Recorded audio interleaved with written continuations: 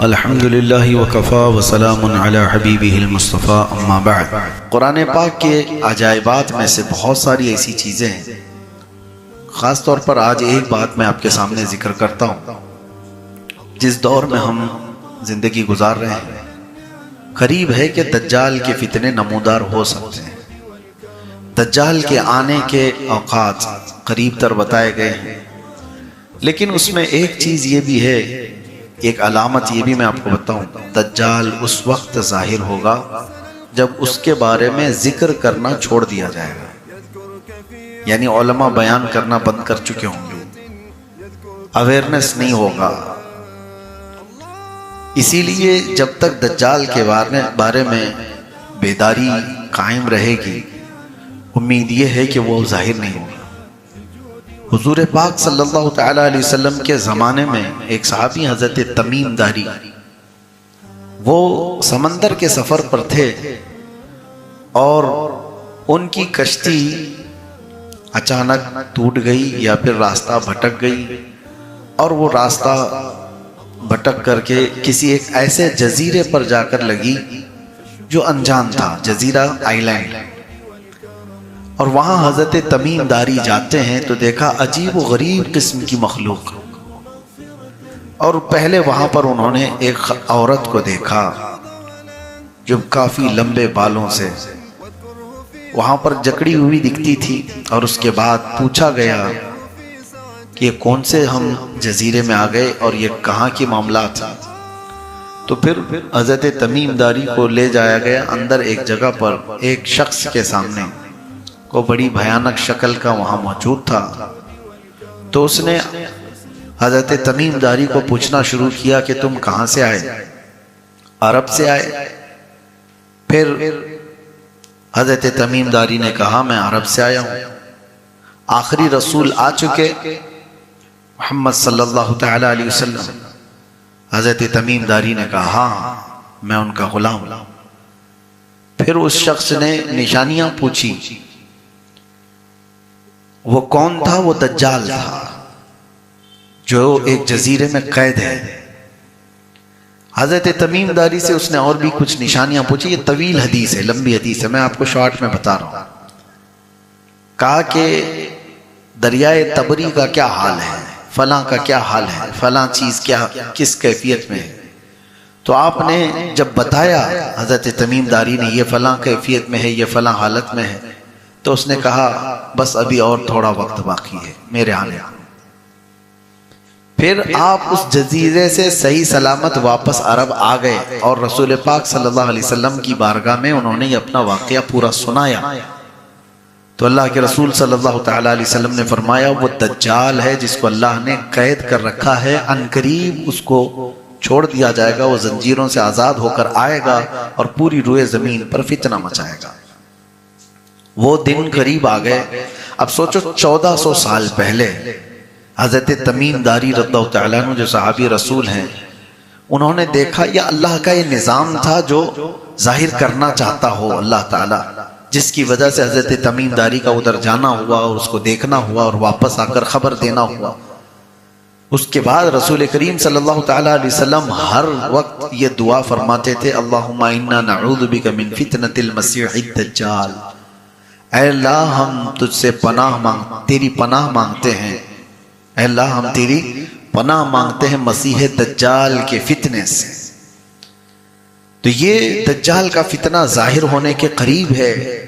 اس کی علامات جو بیان کی گئیں وہ تو بڑی علامتوں میں سے تو ایک یہ ہے کہ وہ پوری دنیا میں سچ کو جھوٹ ثابت کیا جا رہا ہوگا اور جھوٹ کو سچ بتایا جا رہا ہوگا۔ کیا یہ میڈیا دجالی نہیں ہے؟ اس کے لیے ہم کہتے ہیں دجال، یہ عربی لفظ ہے دجل سے، دجل کہتے ہیں دھوکہ دینے والے کو، سچ کو چھپانے والے کو، یہ دجل و فریب جس کو کہتے ہیں، اسی سے دجال ہے، بہت بڑا دھوکہ دینے والا۔ وہ ہے شیطان لیکن وہ خدا بن کر کے لوگوں کے سامنے آئے گا، وہ اپنی ایسی ایسی چیزیں دکھائے گا کہ آسمان سے بارش برسا کر، زمین سے سبزے اگا کر، بلکہ مردے کو وہ زندہ کر کے بھی دکھائے گا۔ ایک بڑی آزمائش ہوگی، تمہارے سامنے اگر مردے کو کوئی زندہ کر کے دکھائے کیا کہو گے؟ ایمان کا بڑا اس وقت کٹھن امتحان ہوگا، اور حدیث پاک میں وہ اپنے ایک ہاتھ میں جنت اور ایک ہاتھ میں دوزخ لے کر کے چل رہا ہوگا، دکھائے گا، اور اس کی جنت میں ہریالیاں، باغیچے، سب کچھ ہوں گے، اور جہنم میں آگ اگل رہی ہوگی، اور وہ کہے گا جو مجھے مانے گا میری جنت میں، جو مجھے انکار کرے گا میں اپنی دوزخ میں ڈالوں گا۔ لیکن فرمایا گیا حقیقت میں اس کا الٹ ہوگا، وہ دجال ہے، حقیقت کو چھپانے والا۔ جو اس کی جنت میں جائے گا وہ حقیقت میں اللہ کی دوزخ میں جائے گا، اور جس کو وہ اپنی دوزخ میں ڈالے گا وہ حقیقت میں اللہ کی جنت میں جائے گا۔ تو وہ دجل اور فریب سے کام لینے والا۔ میں نے یہ ذکر اس لیے چھیڑا کہ ہمیں پناہ تو مانگنا ہے، لیکن ساتھ میں ایک وظیفہ میں بتا رہا ہوں۔ اللہ کے رسول صلی اللہ تعالی علیہ وسلم نے ارشاد فرمایا، جو روزانہ سورہ کہف کی شروع کی 10 آیتیں تلاوت کرے گا اللہ اسے دجال کے فتنے سے محفوظ فرمائے گا۔ یاد تو کرنا ہوگا، ہر مسلمان کو چاہیے۔ 15ویں پارے میں سورہ کہف ہے، الحمدللہ الذی انزل علی عبدہ الکتاب ولم یجعل لہ عوجا، یہاں سے وہ پورا صفحہ ختم ہو جاتا ہے، 10 آیتیں۔ یہ اگر یاد ہوں تو فرمایا گیا دجال کے فتنے سے اللہ اس کو محفوظ رکھے گا۔ باقی آپ کو میں بتاؤں، ایک ہی دورے میں وہ ایران سے ہو کر گزرے گا، ابھی ایران کا بڑا ذکر چل رہا ہے، اور حدیث پاک میں فرمایا گا اصفہان، ایران میں ایک علاقہ ہے اصفہان، اس کو اصفہان بھی کہتے ہیں، اصفہان بھی کہتے ہیں۔ اصفہان ایک مشہور علاقے کا نام ہے۔ آپ نے اپنے ممبئی کے جید ولی کامل حضرت بہاؤالدین شاہ بابا کے نام سنے ہوں گے، وہ بھی اصفہانی ہیں۔ بہاؤالدین شاہ اصفہانی سنا ہوگا آپ نے۔ اصفہان ایران کا ایک شہر ہے۔ رسول پاک صلی اللہ تعالی علیہ وسلم فرماتے ہیں صرف وہاں سے، اصفہان سے 70,000 یہودی اس کی جماعت میں شامل ہوں گے۔ 70,000 کے قریب لوگ اس کی جماعت میں شامل ہوں گے۔ اب اس حدیث پاک کے روشنی میں دیکھا جائے تو اصفہان میں یہودی کب ہوں گے، کیسے ہوں گے، اب اللہ بہتر جانے، لیکن اس کا ذکر ہے تو ہوں گے، اور دجال آئے گا تو ایک بڑی جماعت۔ اور دوسری ایک اور روایت ہے کہ اس کی فوج میں کثرت سے عورتیں ہوں گی، اس کی فوج میں کثرت سے عورتیں ہوں گی۔ عورتوں کو کوئی بھی بابا آج ٹھگ لیتا ہے تو دجال کیوں نہیں ٹھگے گا؟ ہاں، یہاں سارے باباؤں کے پاس بھیڑ اگر کسی کی ہے تو کس کی ہے؟ عورتوں کی ہے۔ سارے مسئلے جو ہے نا عورتوں کو ہی ہے، اور یہی ان کی حرکتیں انہیں دجال کے فتنے میں ملوث کر دیں گی جو آج یہ کر رہی ہیں عورتیں۔ چھوٹی چھوٹی چیزوں پر ان کو باباؤں کے چکر لگانے ہیں، ان کو اپنے مرد کو مٹھی میں رکھنا ہے، شوہر کو گھر میں رکھنا ہے، بچوں کو فرما بردار بنانا ہے۔ ساری چیزیں ٹھیک ہے، ہر چیز بابا کے گنڈے اور تعویذ سے نہیں ہوتے۔ اور کتنی عورتیں ایسی ہیں جو اولاد کے لیے بیٹا چاہیے، بیٹی چاہیے، اور پتہ نہیں کیا کیا چاہیے، اس سلسلے میں وہ بہکتی چلی گئی۔ کتنے تو ایسے ہیں جو ہمارے سامنے بھی آ کر کے تعریف کرتے ہیں، فلاں بابا بہت پہنچے ہوئے ہیں، اور اس لیے ہم ان کے پاس جاتے ہیں۔ پھر چند سالوں کے بعد پتہ چلتا ہے کہ اس نے ان کو ہی پہنچا دیا۔ معاذ اللہ رب العالمین۔ کتنے لوگوں کی عزتیں لٹ گئیں، کتنے وہاں پر برباد ہوئے ہیں۔ یہ چھوٹی چھوٹی جگہوں پر جب یہ بہک جا رہے ہیں تو آپ سوچو دجال تو ریئل کر کے دکھائے گا، یہ تو خالی وعدہ کر کے بھیجتے ہیں نا۔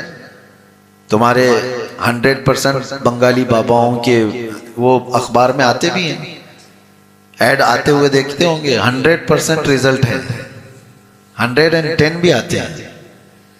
تو یہاں تو صرف ان کے دعوے ہیں کہ نوکری پکی ہے، طلاق بھی پکی ہے، محبت بھی پکی، عداوت بھی پکی، سب ان کے پاس دعوے ہیں، لیکن دجال تو سامنے ریئل کر کے دکھا دے گا۔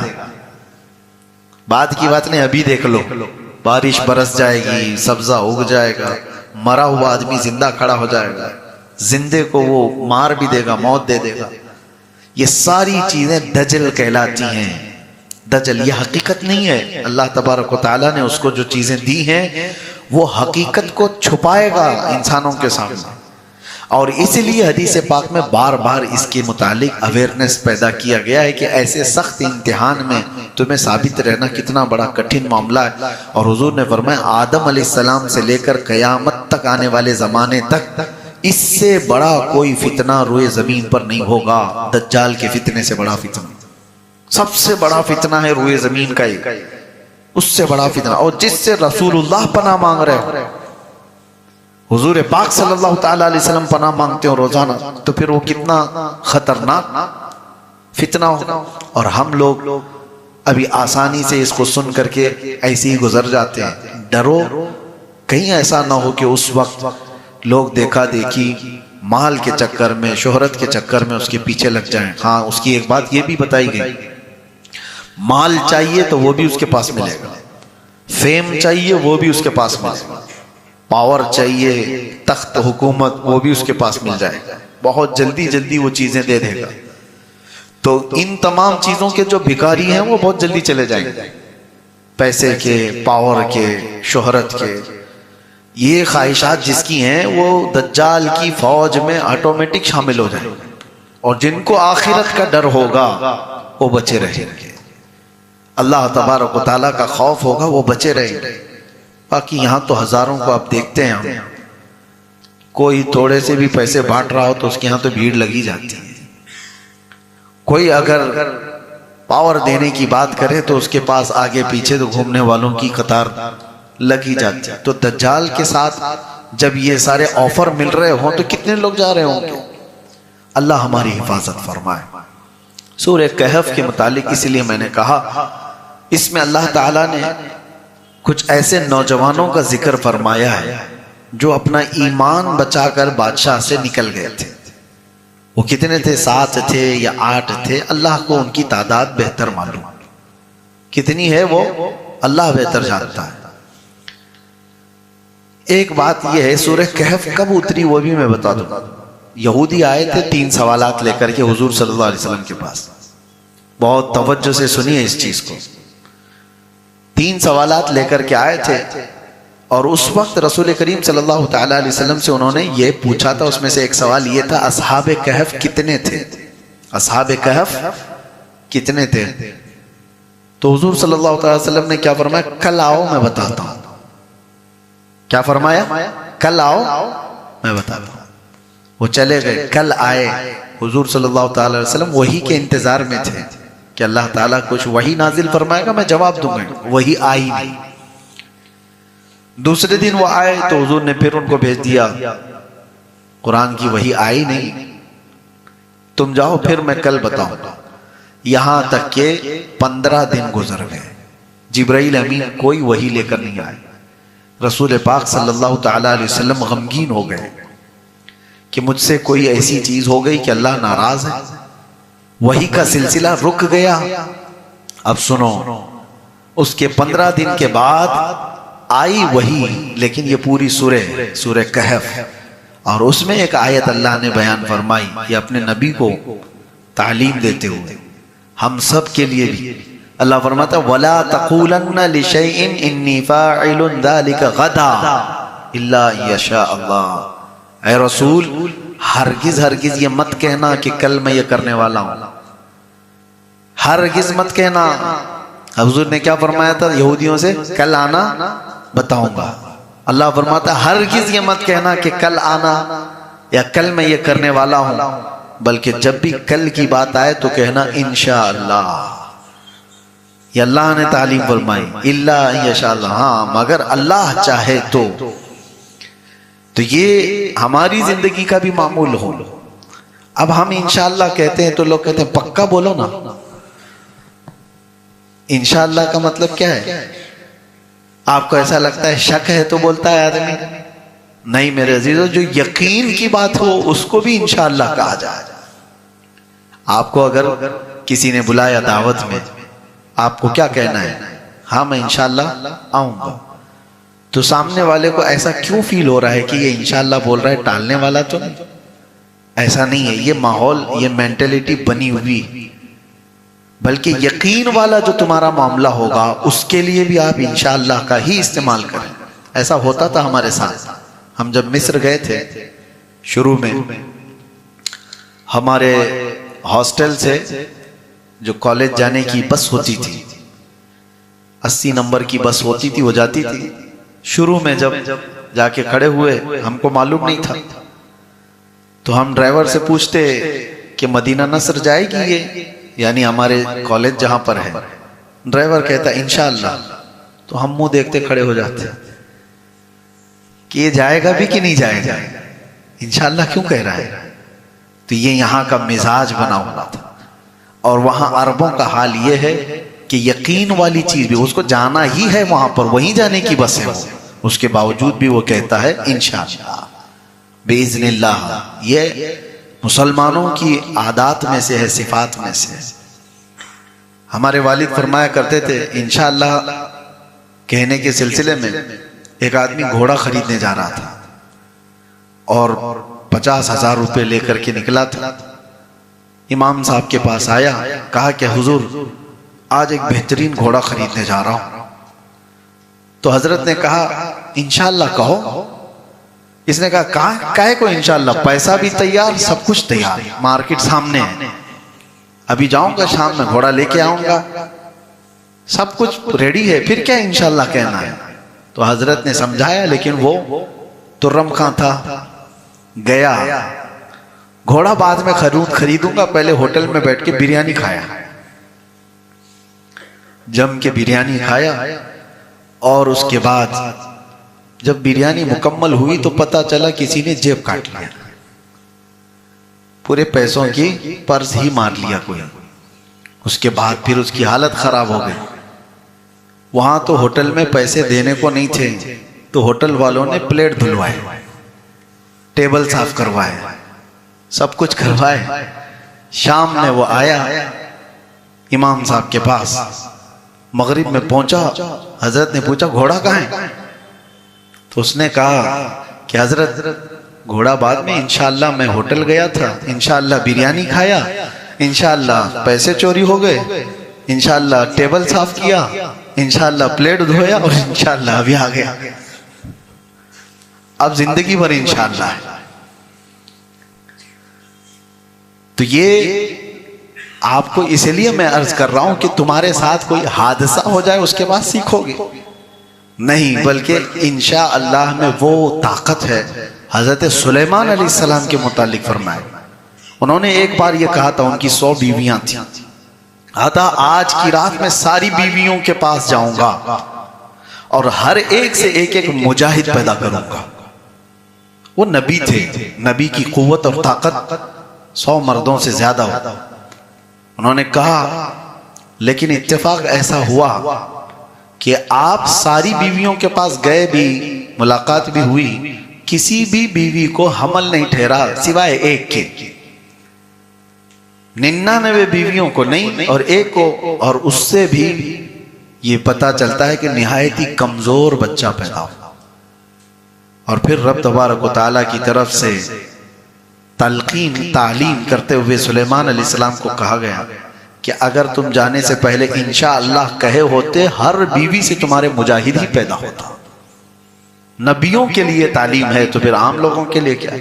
تو سورہ کہف جو اتری وہ بھی اسی بات پر آئی تھی۔ بہرحال اللہ تبارک تعالیٰ نے اس میں 7 نوجوانوں کا ذکر کیا، یا 8، جتنے بھی تھے، وہ 7 تھے یا 8 تھے، اللہ کو ان کی تعداد بہتر معلوم۔ اور وہ ایسے لوگ تھے جنہوں نے اپنا ایمان بچایا تھا اس بادشاہ سے، جو بادشاہ اس وقت بت پرستی میں تھا، کفر و شرک میں مبتلا تھا۔ اور یہ وہ لوگ تھے جو دین عیسیٰ پر تھے، عیسیٰ علیہ السلام کے سچے دین پر قائم تھے، اور ایک غار میں جا کر کے سوئے تو اللہ نے ان کو 300 سال تک کی نیند دے دی۔ 300 سال کے بعد اٹھے۔ اس کا ذکر سورہ کہف میں ہے کہ وہ کیسے سو رہے تھے۔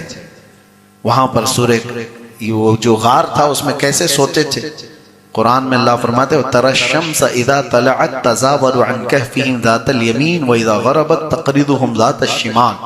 تم دیکھو گے سورج جب پورب سے نکل کر پچھم کی طرف جاتا ہے تو ان کے غار کے بالکل اوپر سے نہیں جاتا، کبھی ادھر ہو جاتا ہے اور کبھی ادھر ہو جاتا ہے، تاکہ تیز دھوپ کی لو ان کے جسموں پر نہ پڑے۔ 300 سال تک سورج کی گرم تپش سے بھی اللہ ان کی حفاظت فرمائے۔ وہ اصحاب کہف تھے. ایمان بچانے کی جنہیں فکر تھی اللہ تعالیٰ نے ان کو 300 سال تک بچا رکھا. ٹھنڈیاں، گرمیاں اور دوسرے موسموں کے تھپیڑوں سے اللہ نے ان کی حفاظت کی. 300 سال کے بعد وہ اٹھے بھی، اور اس کے بعد اچھا ان کے ساتھ ایک کتا بھی تھا، وہ بھی ساتھ سو رہا تھا، قطمیر، جس کا ذکر قرآن پاک میں آیا. پھر وہ لوگ جب اٹھے تو جس زمانے میں اٹھے تھے اس وقت تو بادشاہ ایمان والا تھا. پہلے جو بادشاہ تھا وہ دقیانوس، اور بعد میں جو بادشاہ تھا وہ بہدروس. اس نے دعا بھی کی تھی اللہ کی بارگاہ میں کہ اللہ میری رعایا آخرت کا انکار کر رہی ہے، تو ایسی کوئی نشانی بتا دے تاکہ لوگوں کے آخرت پر یقین بڑھ جائے. بادشاہ کی دعا قبول ہوئی اور اصحاب کہف کو 300 سال بعد اللہ نے دوبارہ اٹھایا. اور ان کے اٹھائے جانے کا اور پھر یہ سب تذکرہ مشہور ہو گیا تو بادشاہ اور ان کی ساری رعایا نے آخرت پر یقین کا ایسا پختہ یقین کیا. پھر اصحاب کہف کو دوبارہ اسی غار میں سونے کا حکم ہوا یا وہ سو گئے تو اللہ نے پھر سے ان کو نیند گہری دے دی. آج تک وہ سو رہے اصحاب کہف. اور اللہ تبارک و تعالیٰ فرماتا ہے کہ تم انہیں دیکھ نہیں سکو گے. اللہ تبارک و تعالیٰ فرماتا ہے کہ تم انہیں دیکھ نہیں سکو گے. لَوِ اطَّلَعْتَ عَلَيْهِمْ لَوَلَّيْتَ مِنْهُمْ فِرَارًا. اگر تم میں سے کوئی انہیں دیکھ لے گا تو پیٹ پھیر کر بھاگ جائے گا. ان کا رعب اللہ نے کہف میں رکھا ہے، غار میں. اور ایک روایت یہ بھی ہے کہ بادشاہ نے سونے کے تابوت بنائے اور اس میں ان کے جسموں کو رکھا گیا. لیکن 2 ہی دن کے بعد وہ خواب میں آئے، بادشاہ سے کہا کہ ہمیں اس سونے کے تابوت سے ہٹاؤ، جس زمین پر ہم سوئے تھے اسی پر ہمیں سلاؤ. پھر وہ سونے کے تابوت الگ کر دیے گئے اور پھر وہاں پر جس زمین پر وہ تھے اسی زمین پر انہیں رکھ دیا گیا اور پھر غار کو باہر سے بند کر دیا گیا. لیکن قرآن میں ایک ذکر یہ بھی ملتا ہے کہ جس دن وہ اندر گئے اور سوئے اس دن کی تاریخ رقم کر لی گئی اور ہر سال اس تاریخ پر بادشاہ اور ساری رعایا وہاں جمع ہوتے اور وہاں عبادت کرتے. یہی تو اولیاء کاملین کے وفات کے دن سنی بھی کیا کرتے. قرآن پاک سے کہ جو بزرگان دین کے انتقال کا یا پھر ان کے دنیا سے جانے کا دن ہے اس کے لیے بادشاہ وقت نے اور ان کی رعایا نے مل کر کے وہاں پر لَنَتَّخِذَنَّ عَلَيْهِمْ مَسْجِدًا، اس میں ذکر ہے قرآن پاک میں اللہ تعالیٰ نے فرمایا. بہرحال یہ ذکر میں نے اسی لیے کیا ہے کہ ایسے نوجوان جب اپنے ایمان کی حفاظت کی فکر کرنے لگ جائیں تو اللہ تعالیٰ فرماتا ہے اِنَّهُمْ فِتْيَةٌ آمَنُوا بِرَبِّهِمْ وَزِدْنَاهُمْ هُدًى. یہ کچھ نوجوان تھے جو اپنے رب پر ایمان لائے تو ہم نے ان کی ہدایت زیادہ کر دی. آج بھی جو نوجوان جوانی کی حالت میں ایمان کی فکر کرتا ہے اللہ اس کی ہدایت کو اضافہ کر دیتا ہے، اس کی ہدایت کے راستے اور کھول دیتا ہے. ایک بار نوجوان کوئی فکر تو کرے کہ اللہ میرا ایمان بچا دے، اللہ میرا ایمان محفوظ کر دے. سیریسلی یہ تو زبانی نہیں کہہ رہا ہوں، سیریسلی اگر کسی کو فکر ہو تو رب تبارک و تعالیٰ اس کی ہدایت کے راستے اور کھول دیتا ہے، بچنے کے راستے بہت بنا دیتا ہے اور اس کی ہدایت کے راستے اتنے ہوتے ہیں کہ وہ خود اندازہ نہیں کر سکتا. اللہ کریم ہم سب کو صراط مستقیم پر چلائے اور ہدایت پر گامزن رکھے. مولا کریم دجال کی فتنوں سے ہماری حفاظت فرمائے. اگر ویڈیو اچھا لگا ہو تو ویڈیو کو لائک اور چینل کو سبسکرائب ضرور کریں.